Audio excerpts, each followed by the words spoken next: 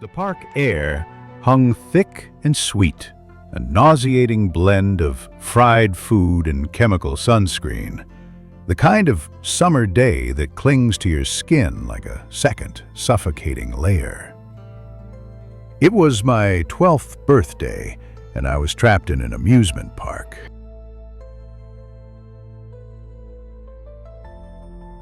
Heat shimmered off the asphalt, turning the world into a hazy, distorted nightmare where laughter sounded strained and joy felt manufactured.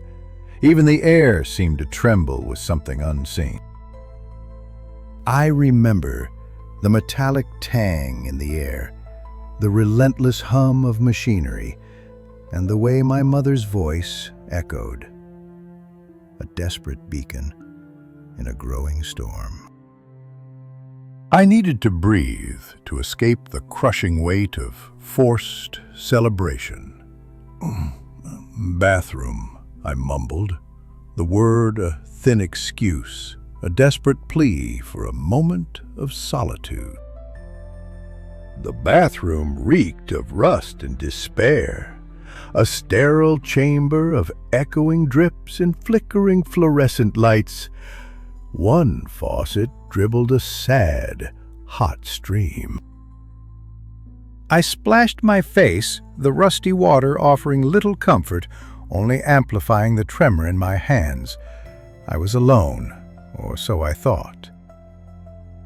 A presence entered the room, heavy and silent.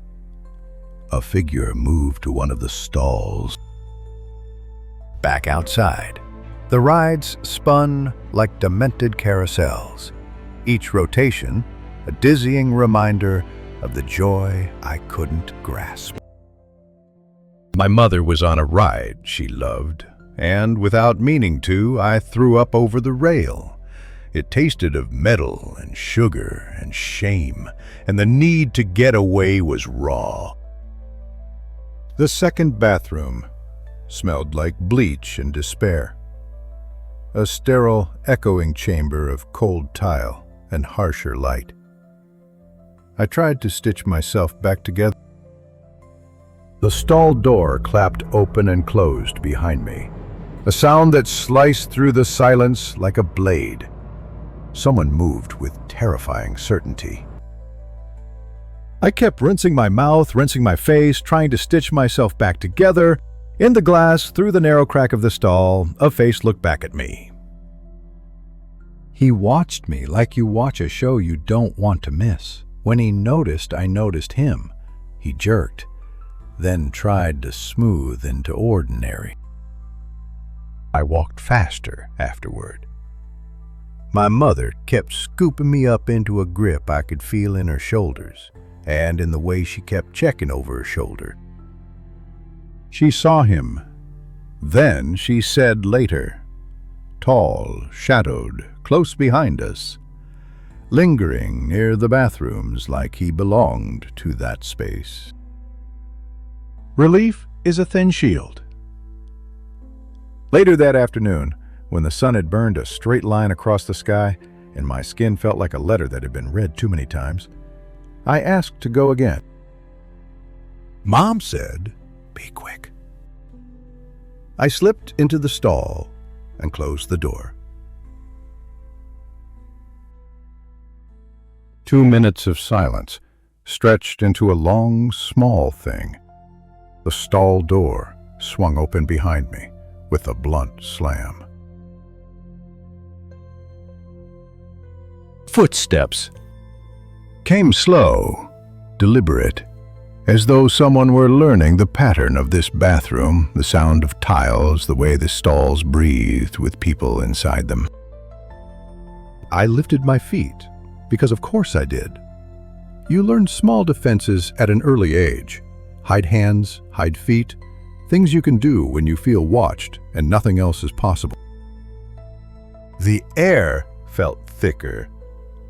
I could hear the man's breathing move along the other side of the wood, like someone reading slowly, savoring every line.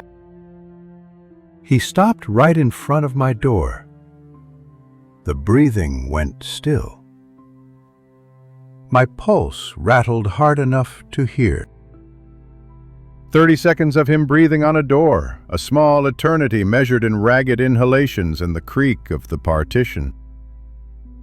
He turned away then, feet padding off, and I let myself exhale with all the tenderness of a secret released. When I cracked the door just for a peek, because curiosity is a foolish thing, I saw him standing in the corner by the urinals, not far from where I crouched.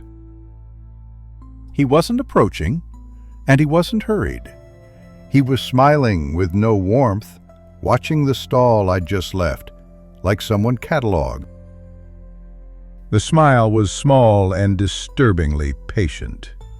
He made no move toward me, no gesture that would give purpose to the linger. He only watched, and the watching felt like an accusation and a promise at once.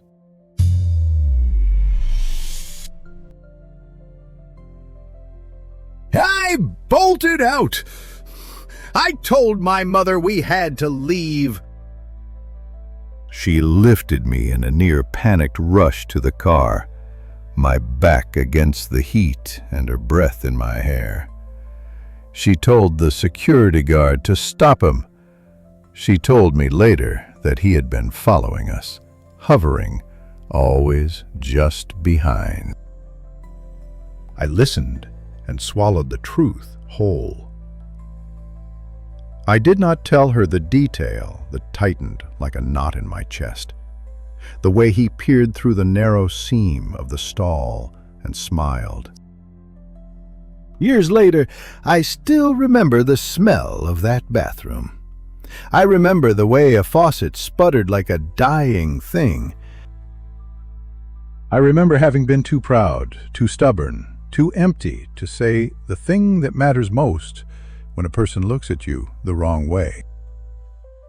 Sometimes when I pass a public restroom or hear the flush of a toilet in a quiet house, the sound takes me back to that humming fluorescent light and the man who smiled without moving.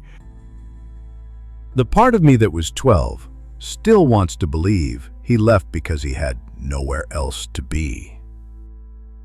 The part of me that grew up knows better and keeps a small, private watch, a habit learned from a summer afternoon when heat and hunger and embarrassment let someone stand in the corner and look at me like I was something to be kept.